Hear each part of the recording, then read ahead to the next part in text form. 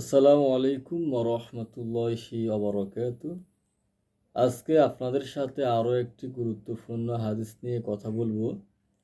সেই হাদিসটি হলো মিশকাতুল মাসাহবি কিতাবের 530 নম্বর হাদিস। হাদিসটি ইমাম মুসলিম রহমতুল্লাহি আলাই বর্ণনা করেছেন। আন জাবিরিন রাদিয়াল্লাহু তাআলা আনহু ক্বালা রাসূলুল্লাহ সাল্লাল্লাহু আলাইহি ওয়াসাল্লাম বাইনাল আবিদি ও বাইনাল কুফরি তারকুস সালাহ আও কামা ক্বালা আলাইহিস সালাতু ওয়াসসালাম।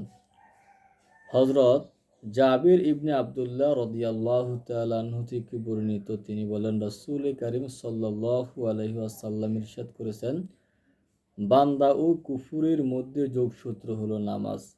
অর্থাৎ একজন মুসলমান এবং একজন কাফেরের মধ্যে পার্থক্য হচ্ছে নামাজ। নামাজ পরিত্যাগকারীকে কাফের বলা যাবে কিনা এই বিষয়ে মতভেদ রয়েছে।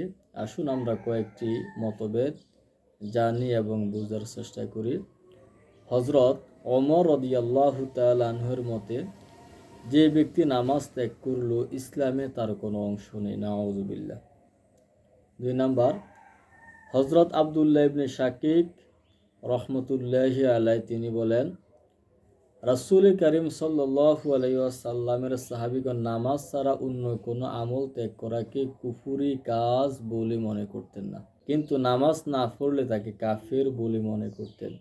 যেমন দান করার কথা ছিল সে দান করল না, অথবা হজ করার কথা ছিল সে হজ করে নাই, অথবা কোরআনুল কারীম তেলাওয়াত করার কথা ছিল সে করে নাই, অথবা কম করছে, পরিত্যাগ করছেন। অর্থাৎ যে কোনো ফরজ বিধানকে সে ত্যাগ করে নাই।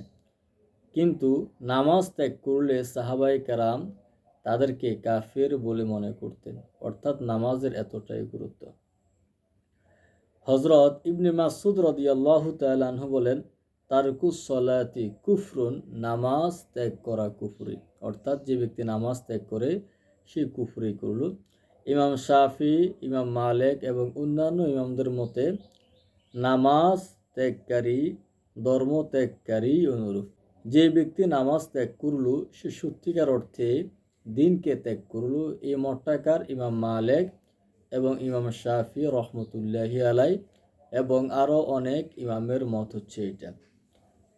ইমাম আবু হানিফা রহমতুল্লাহি আলাইহির মতে, লা ইউকতালু বাল ইউহবাসু হাত্তা ইউসাল্লি, নামাজ ত্যাগকারীকে হত্যা করা যাবে না, বরং নামাজে অভ্যস্ত না হওয়া পর্যন্ত তাকে বন্দী করে রাখতে হবে। আহলে সুন্নাত ওয়াল জামাতের মতে, যে ব্যক্তি ইচ্ছাকৃতভাবে নামাজ পরিহার করে, নামাজ ত্যাগ করে, ওই ব্যক্তি কাফের। কিন্তু ইচ্ছাকৃতভাবে নামাজ পরিহার করে নাই, কিন্তু সে বলে যে নামাজ পড়ার দরকার ছিল আমি পড়ি নাই, তাকে কাফের বলা যাবে না। এখানে আরও একটি গুরুত্বপূর্ণ কথা আছে। আপনি যখন নামাজ পড়েন না, কেন নামাজ পড়েন নাই? কোন অজুহাতে আপনি নামাজ পড়েন নাই? ইচ্ছাকৃতই তো নামাজ পড়েন নাই। এ নিয়ে অনেক মতভেদ আছে।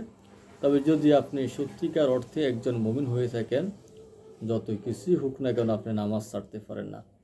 আপনি যদি ইসলামকে ভালোবেসে থাকেন তাহলে আপনাকে সদা সর্বদাই নামাজ পড়তেই হবে, নামাজ পরিহার করা যাবে না।